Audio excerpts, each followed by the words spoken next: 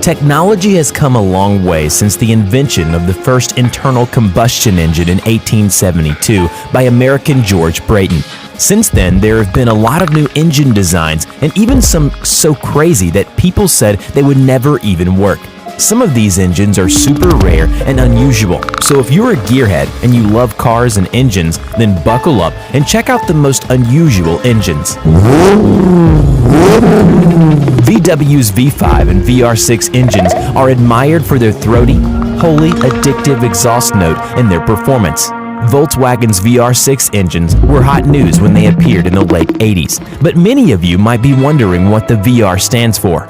Basically, the big guys at Volkswagen wanted an engine that was as compact as their existing four-cylinder Passat, Golf, and Corrado engines, but had more power to fit in the same place. The VR6 was designed as a narrow-angle engine, with VW designing two narrow cylinder blocks which are 15 degrees apart and sharing a single cylinder head.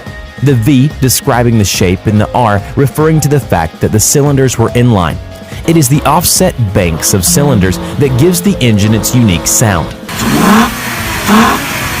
The VR6 made its first debut in the Passat and Corrado in 1991 and was a 2.8-liter with about 150 horsepower. In 1999, it was given 24 valves, which increased horsepower to 210.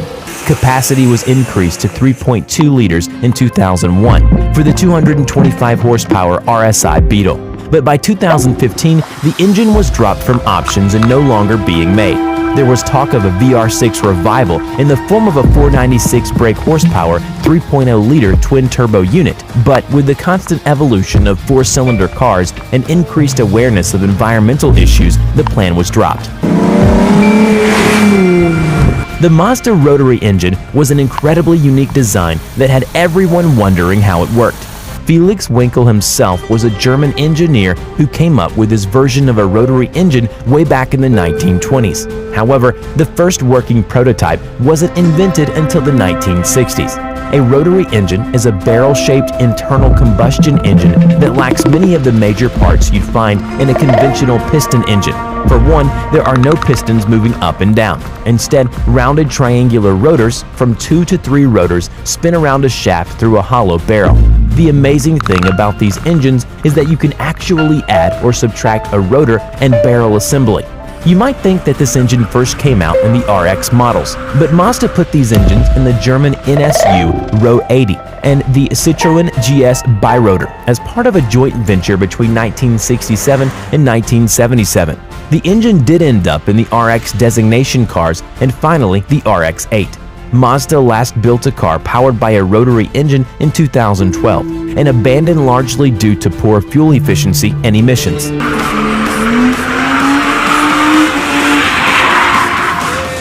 Everyone knows about electric cars by now, with Tesla and a bunch of other car companies jumping on the electric wagon, following in their footsteps. However, even electric cars have their shortcomings, and the biggest one of those is their range. However, some hybrid cars can be equipped with the free piston range extender, which runs on pump gas and in turn generates electricity, allowing the vehicle to charge while you are driving it. The piston-driven gasoline engine gives an electric car owner the flexibility of long-range travel and connects directly to an electric motor. So the gasoline engine isn't turning the car. It is actually directly connected to the electric motor, which increases the electric motor range. It's a cool concept, but last time we checked, it was still being evaluated by makers of electric cars.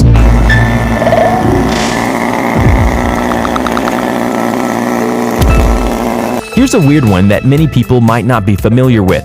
Many people probably do know that in the late 60s and early 70s, Cadillac made the largest engine available on a car at 500 cubic inches, and it was among the most powerful engines available at the time, and owners expected this. However, by 1981, Cadillac had to change things because vehicle emissions were getting stricter and fuel economy regulations were laid down on car manufacturers. By the time the emissions laws got done with their V8 engines, they were so anemic that a Caddy could barely out-accelerate a compact car. So Cadillac's answer was a strange one-year-only V8 6.4 engine.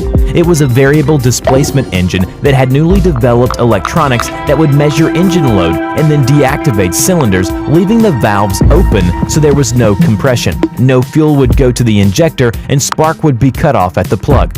Sounds cool, but Caddy owners didn't care for the system, with one of the biggest complaints being how rough the engine ran in V6 mode.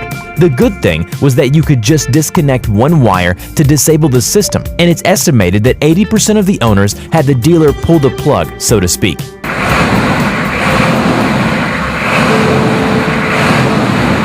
Infiniti makes a great car, and their technology when it comes to vehicle manufacturing is cutting edge. So it should come as no surprise that they have been working on an engine for the past 2 decades, which is variable compression. Usually, a combustion engine comes in one compression only, and the higher the compression ratio matched with the necessary higher octane fuel, the more power you get out of the engine. The problem is that high compression engines will also eat a lot more fuel and also put out a lot more emissions. The variable compression engine can alter its compression ratio, which is the volume of the combustion chamber when a piston is at the bottom of the stroke compared to when it reaches the top. The result is said to be an engine that can deliver the high performance of a gasoline engine as well as the torque and efficiency of a diesel. The VC Turbo is a turbocharged 2.0-liter inline-4 with direct fuel injection and will initially deliver a peak 268 horsepower and 288 pound-feet of torque. Infiniti has confirmed the engine's availability from 2018.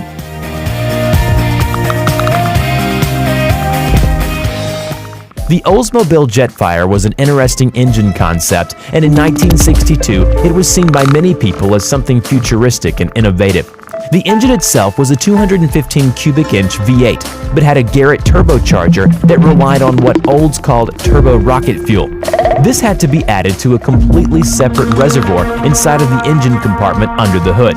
It came in a glass bottle with a yellow sticker and looked like a bottle of skim milk. Inside of the bottle was a mixture of distilled water, methanol, and a corrosion inhibitor.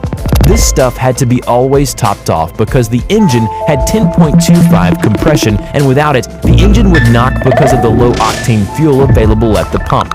In case you're not familiar with engine knock, this is also known as detonation and is the equivalent of taking a hammer and smashing the top of your pistons with it. For many drivers, this of course ended up bad because many would forget to fill the reservoir with turbo fluid and the car would end up with engine damage.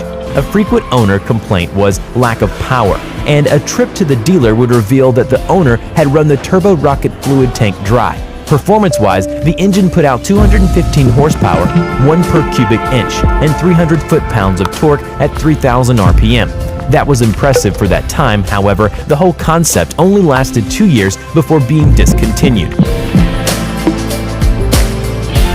The Porsche Furman engine, codenamed Type 547 and named after its creator, Ernst Furman, was built from 1953 until 1964. It was an air-cooled 4-cylinder boxer engine with 4 overhead camshafts which are powered by 4 vertical shafts. The crankcase, cylinder, and cylinder heads were made of aluminum alloy, which gave the engine low weight with its small size. The technology for the time was very complex, and the engine is very rare with just under 2,000 ever made. It incorporated an innovative valve drive which allowed drivers to reach astonishing speeds. The engine was so good that it put Porsche on the racing podium several times. The Furman engine in the Porsche 904 or the Carrera GTS had been enlarged to 2 liters and produced a mighty 185 horsepower, which was incredible for the time.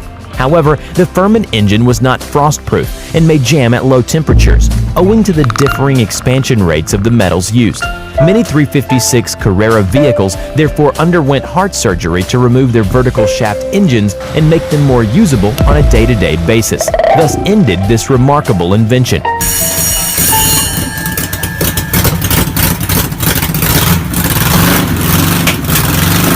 The Tucker Type 0335 is a horizontally opposed 6-cylinder engine that was derived from an air-cooled Bell 47 helicopter engine designed and built by Franklin for use in World War II. The engine was modified for automotive use and utilized the industry's first sealed water cooling system. The engine was then supplied to Tucker and put in the Tucker 48 torpedo. Whoa! The engine itself was a 335 cubic inch flat 6 engine that had overhead valves and put out only 166 horsepower, but was a torque monster with 372 foot-pounds of torque. Tucker claimed the engine was capable of accelerating the torpedo to 60 miles per hour in 10 seconds and up to 120 miles per hour top speed. The engine was very innovative for the time, and it sure looked clean, but the design was definitely interesting as a flat 6 engine. This engine is rare, not as rare as a Type 547, but a good rebuilt example sold for about $35,000 at an auction recently. In 1991, Dr. Herbert Hudlin began to look at the traditional Otto diesel combustion engine and how its efficiency could be improved. With some help, he came up with a compact spherical motor-generator combination that is radically different from the traditional inline combustion engine with significantly fewer moving parts. The way it works is like this. Two opposing curved twin piston heads rock on the same bearing. When two heads are pushed apart, the opposing pistons are pushed together. This has the effect of rocking the cylinder heads back and forth. The crazy part is that on the top of each of the 4 piston heads is a large titanium ball bearing that runs in a channel that is circular in one axis and a sine wave in the other. The channel completely encompasses the pistons, and their rocking causes them to rotate on an axis perpendicular to their bearing axis by swimming along the channel. A ball bearing guide channel is fixed to one side of the spherical aluminum housing, while on the other side, a permanent magnet ring is attached to the rotation axis of the cylinders. Fixed to the inside surface of the enclosing sphere is a ring of electromagnetic coils, and the interaction with the spinning magnet causes the generation of electricity. It's a cool concept, but it would seem that electric car battery technology likely killed the idea when people thought it would be decades to be good enough for an all-electric car. A company named Duke has been working on an axial motorcycle engine designed for over 20 years now. They have designed a prototype that looks nothing like a conventional internal combustion engine from the outside, and the differences extend inside the cases as well. 5 conventional 200cc cylinders are arranged around the engine's center line, with the cylinders parallel to the crankshaft, much like chambers in a revolver, for a total displacement of 1000cc. There are no camshafts, push rods, rocker arms, valves, or springs. Instead, a series of sliding seals similar to a rotary engine take care of intake and exhaust duties.